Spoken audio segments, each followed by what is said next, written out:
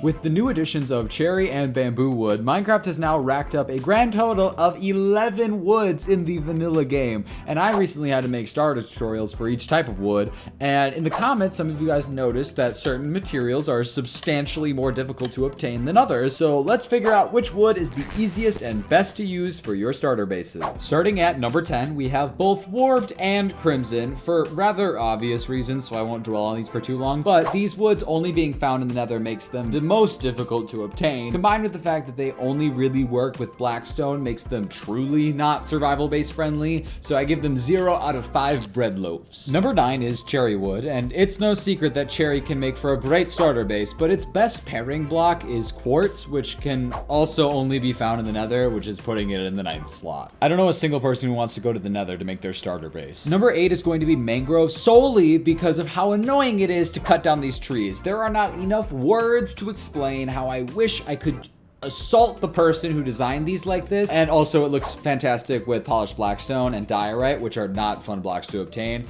I'll give it 1 bread loaf. Number 7, weirdly enough, is birch. Since the log texture is so interesting looking, it can only really be used with diorite and white concrete powder. Also, the best contrasting block for birch is deep slate, which is pretty deep in the ground for those watching at home. Number 6 is acai wood, which is certainly a vibrant wood, so we don't really need a contrasting block. However, the anvils and red sandstone I use in this build often make it more expensive than it deserves, but you can switch to that with walls or fences, do whatever the hell you want. I'll give acai wood 2 bread. At number 5, we have dark oak. We're starting to get into some pros now, so a very nice perk of dark oak is how thick those trees be. I mean, I measured them and they're even thicker than your mom. However, if you take a look at this block palette for this build, you'll see that it involves a lot of deep slate, which is almost as deep as I went into. Number 4 is jungle wood, and I just have one word for you.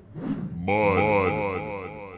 It pairs quite lovely with jungle wood, but how are you supposed to get this much mud? I mean, I truly don't know how y'all who built this for my tutorial actually did it. Good old oak wood comes in 3rd solely because oak cannot live without moss, in my opinion. I don't know if everyone's aware of this combination, because obviously oak and cobblestone is the classic, but then you got mossy cobblestone, and mossy cobblestone's one step away from moss, and all of a sudden you got a beautiful block palette. But if you don't get lucky with like a lush cave or a shipwreck, then you might be screwed with finding moss early game. Number 2 is sprucey spruce. It isn't in 1st place for once. Wow. I mean, it is a very easy starter base to make, and when you are able to make massive spruce trees that you can farm wood at an astonishing rate, why wouldn't you use it? Considering how well loved spruce is as a block, it's great that they made it so easy to obtain. However, they recently added a block that is so much easier to obtain. The number 1 most easy block to use in your starter base is bamboo wood. I mean, not only is bamboo one of the quickest growing plants in the game, but it also has the easiest farm design on the planet. I mean, look at this. And have you seen those log farm designs?